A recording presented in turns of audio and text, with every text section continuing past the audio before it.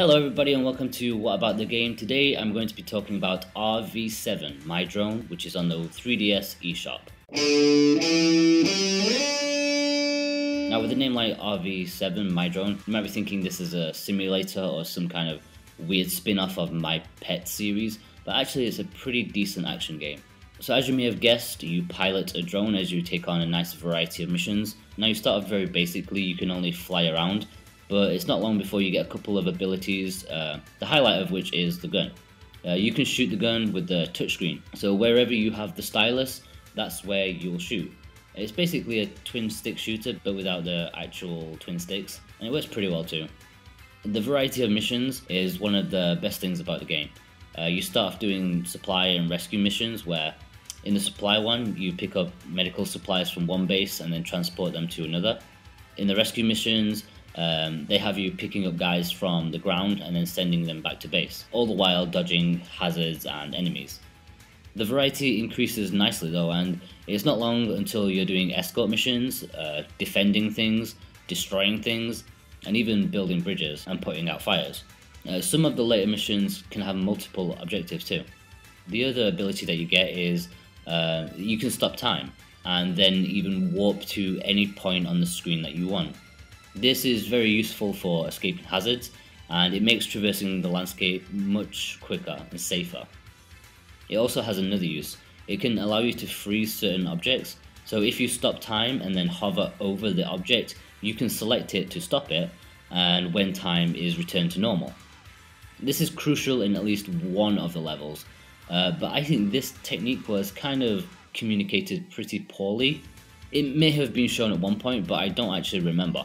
So what happened was, it was in a very late stage, a wall was completely blocking the road ahead, and occasionally there was an opening that appeared to reveal like this core. My initial thoughts was just to keep shooting it every time it opened up, and it looked like I was doing damage too since it kept changing colour and flashing, but the battle kept going on and on and on, until finally I ran out of energy and I crashed. Left scratching my head a little. I tried the same method again a few times until I knew that I was wrong. My next thought was to stop time as soon as the core appeared and try like warping through it, but no. I asked the developer what to do, but it was only then did I notice that when I hovered over the core, when time was frozen, that a small prompt appeared on the touchscreen, which is something you don't really look at, and it told me to press the B button, and doing so froze the core in real time, enough for me to like blast it to bits. I think the problem in the end was that any tutorial that was given was just in one-off visual signs here and there. There was no actual writing or anything that clearly said about this technique. The beginning of the game starts pretty easy and it has a nice decent difficulty curve.